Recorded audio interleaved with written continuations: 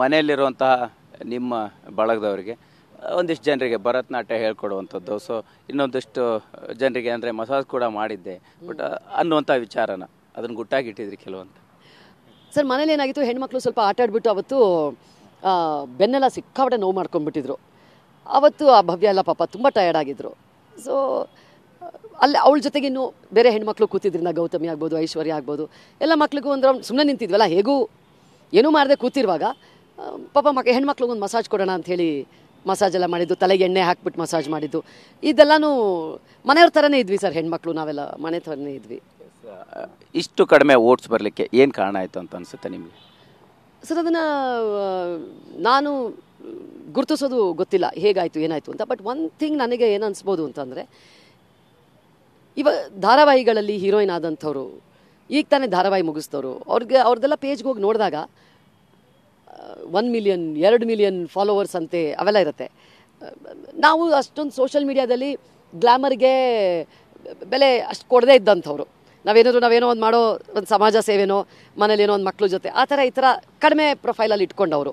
ಹಾಗಾಗಿ ಏನಾಗುತ್ತೆ, ಓಟ್ ಅಂತ ಬಂದಾಗ ಆಬ್ವಿಯಸ್ಲಿ ನಿಮಗೆ 1 ಮಿಲಿಯನ್ ಫಾಲೋವರ್ಸ್ ಇದ್ದಾರೆ ಅಂದರೆ ನೀವೀಗ ಹಾಕೋತೀರಾ ಓಟ್ ಮಾಡಿ. 1 ಮಿಲಿಯನ್ ಅಲ್ಲದೇ ಇದ್ರು ಅರ್ಧ ಮಿಲಿಯನ್ ಆದರೂ ಓಟ್ ಹಾಕಿದ್ರೆ ಸಾಕಲ್ಲ. ಈಗ ನನಗಿರೋ 20,000ದಲ್ಲಿ ನಾನು ಓಟ್ ಹಾಕಿ ಅಂತ ಕೇಳಿದ್ರೆ 20,000 ಓಟ್ ಹಾಕಿದ್ರು ಅದಕ್ಕೆ ಮ್ಯಾಚೇ ಅಲ್ಲ. ಸೊ ಈ ರೀತಿಯಾಗಿ ಇರಬಹುದು ಅನ್ನೋ ಒಂದು ಯೋಚನೆ. ನೀವೇ ಪ್ರಸ್ತಾಪ ಮಾಡಿದ ಹಾಗೆ ಸಹಜ ಮೇಡಮ್, ಒಂದು ಎಂಟರ್ಟೈನ್ಮೆಂಟ್ ವಿಂಗ್ ಅಂದಾಗ ಈ ಗ್ಲಾಮರ್ಗೂ ಕೂಡ ಒಂದಿಷ್ಟು ಇಂಪಾರ್ಟೆನ್ಸ್ ಇರುತ್ತೆ. ಸೊ ಅದು ಕೂಡ ನಿಮಗೆ ಓಟ್ ಬರೋಕ್ಕೆ ಕಡಿಮೆ ಆಯಿತು ಅನ್ನೋಂಥ ಲೆಕ್ಕಾಚಾರ ನಿಮ್ಗೆ ನೇರವಾಗಿ ಮಾತಾಡ್ತೀರಿ, ಏನೇ ವಿಚಾರಗಳನ್ನ ಸ್ಪಷ್ಟವಾಗಿ ಹಂಚ್ಕೊಳ್ತೀರಿ ಅಲ್ವಾ? ಹೌದು, ಖಂಡಿತ ಸರ್. ಆಬ್ವಿಯಸ್ಲಿ ಈಗ 1 ಮಿಲಿಯನ್ ಫಾಲೋವರ್ಸ್ಗೂ 10-20,000 ಫಾಲೋವರ್ಸ್ಗೂ ವ್ಯತ್ಯಾಸ ಇರುತ್ತಲ್ಲ ಅಲ್ವಾ, ರೀಚ್ ಆಗೋಕ್ಕೆ. ಈಗ ನೀವು 3 ಜನ ವೋಟ್ ಮಾಡಿ ಅಂತ ನಾನು ಕೇಳ್ಬೋದು. ಮಾಸಿಗೆ ರೀಚ್ ಆಗಬೇಕು ಅಂದರೆ ನಿಮ್ಗೆ ಅಷ್ಟು ಫಾಲೋವರ್ಸ್ ಇರಬೇಕಲ್ಲ. ಸೊ ಖಂಡಿತ ಅದು ವರ್ಕ್ ಆಗುತ್ತೆ ಸರ್. ಎಸ್, ಬಿಗ್ ಬಾಸ್ನಿಂದ ಯಮುನಾ ಅವ್ರು ಕಲ್ತಿದ್ದೇನು, ಕಳ್ಕೊಂಡಿದ್ದೇನು, ಪಡ್ಕೊಂಡಿದ್ದೇನು ಅಂತ? ಸರ್ ಕಳ್ಕೊಂಡಿದ್ದೇನೂ ಇಲ್ಲ, ಪಡ್ಕೊಂಡಿದ್ದು ತುಂಬ ಇದೆ. ಒಂದು ಲೈಫ್ ಸ್ಕಿಲ್ಸ್ ಅಂತ ಹೇಳ್ತೀವಿ, ಅದನ್ನು ಪಡ್ಕೊಂಡೆ. ಆಮೇಲೆ ನನಗಿಷ್ಟು ತಾಳ್ಮೆ ಇದೆ ಅಂತ ಅಲ್ಲೇ ಗೊತ್ತಾಗಿದ್ದು. ಇಷ್ಟು ಪರವಾಗಿಲ್ಲ, ತಾಳ್ಮೆ ಇದೆ, ಕೆಲವನ್ನ ಸಹಿಸ್ಕೊಂಡು ಇಗ್ನೋರ್ ಮಾಡೋವಂಥ ಒಂದು ಕೆಪಾಸಿಟಿನೂ ಇದೆ. ಎಲ್ಲದಕ್ಕಿಂತ ಹೆಚ್ಚಾಗಿ ಫೋನ್ ಇಲ್ಲದೆ ನಾನು 8 ದಿನ ಇದ್ದೀನಿ ಅನ್ನೋದೇ ಒಂದು ದೊಡ್ಡ ಸಾಧನೆ ನನಗೆ. ಹೇಗನ್ಸ್ಬಿಟ್ಟಿತ್ತು ಅಂದರೆ 1 ಅವರ್ ಇರೋಕ್ಕಾಗಲ್ವೇನೋ ಫೋನ್ ಇಲ್ಲದೆ ಅನ್ನೋ ಥರ ಇತ್ತು ಜೀವನ. ಈಗ ಆರಾಮಾಗಿದ್ದೆ 8-9 ದಿನ. ಸೊ ಹಾಗಾಗಿ ಕಳ್ಕೊಂಡಿದ್ದು, ಅನುಭವನ ಪಡೆದಿದ್ದು ಜಾಸ್ತಿನೇ. ಮೊದಲ ವಾರ ನಿಮ್ಮ ಲೆಕ್ಕಾಚಾರದಲ್ಲಿ ಯಾರು ಹೊರಗೆ ಹೋಗ್ಬೋದು ಅನ್ನೋಂಥದ್ದು ಇತ್ತು ಅನ್ನುವಂಥದ್ದು? 4-5 ಜನ ಮನಸ್ಸಲ್ಲಿತ್ತು. ಆ 4-5 ಜನದಲ್ಲಿ ಯಾರಾದರೂ ಹೋಗ್ಬೋದು.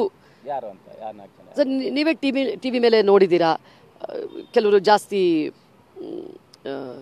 ಪಾರ್ಟಿಸಿಪೇಷನ್ ಇಲ್ದಲೆ, ಉತ್ಸಾಹ ಇಲ್ದಲೆ, ಅಥವಾ ಎಲ್ಲರ ಜೊತೆ ಮಿಂಗಲ್ ಆಗದೆ. ನೇಮ್ಸ್ ಹೇಳೋದಾದ್ರೆ ನಿಮ್ಮ ಲೆಕ್ಕಾಚಾರದಲ್ಲಿ ಇದ್ದಂಥದ್ದು? ಐಶ್ವರ್ಯ ಅವರು, ಮೋಕ್ಷಿತಾ ಅವರು, ಈ ಮೇಡಮ್ ಹಂಸ ಮೇಡಮ್ ಅವರು, ಧನ್ರಾಜ್ ಅವರು, ಇವರೊಂದಷ್ಟು ಜನ ನನ್ನ ಮನಸ್ಸಲ್ಲಿದ್ದರು. ಇವರಲ್ಲಿ ಯಾರಾದರೂ ಇರಬಹುದು ಒಬ್ಬರು ಅಂತ. ನೆಕ್ಸ್ಟ್ ವಾರ ಹೊರಗೆ ಬಂದರೆ ಯಾರು ಬರ್ಬೋದು ಸರ್? ಇವಾಗ ಆಗ್ತಾ ಇರೋ ಪರಿಸ್ಥಿತಿಲಿ ಖಂಡಿತ ಗೊತ್ತಿಲ್ಲ.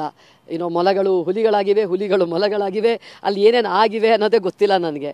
ಸೊ ಹಾಗಾಗಿ ಪ್ರಿಡಿಕ್ಟ್ ಮಾಡೋಕ್ಕೆ ಚಾನ್ಸೇ ಇಲ್ಲ. ಇವತ್ತು ಪ್ರೋಮೋನೇನೋ ನೋಡಿದಾಗ ನಾನು ಇವ್ರಿಷ್ಟು ಮಾತಾಡ್ತಾ ಇದ್ದಾರಾ, ಇವ್ರು ಹೀಗೆ ಆಡ್ತಾ ಇದ್ದಾರಾ, ಇವ್ರಿಗೆ ಕೋಪ ಬರ್ತಾ ಇದೆಯಾ ಅನ್ನೋ ಮಟ್ಟಕ್ಕಿದೆ ಪ್ರೋಮೋ. ಸೊ ಹಾಗಾಗಿ ಸತ್ಯವಾಗ್ಲೂ ನನ್ನ ಕೈಲಿ ಏನೂ ಹೇಳೋಕ್ಕೆ ಚಾನ್ಸೇ ಇಲ್ಲ ಮುಂದಿನ ವಾರದ್ದು.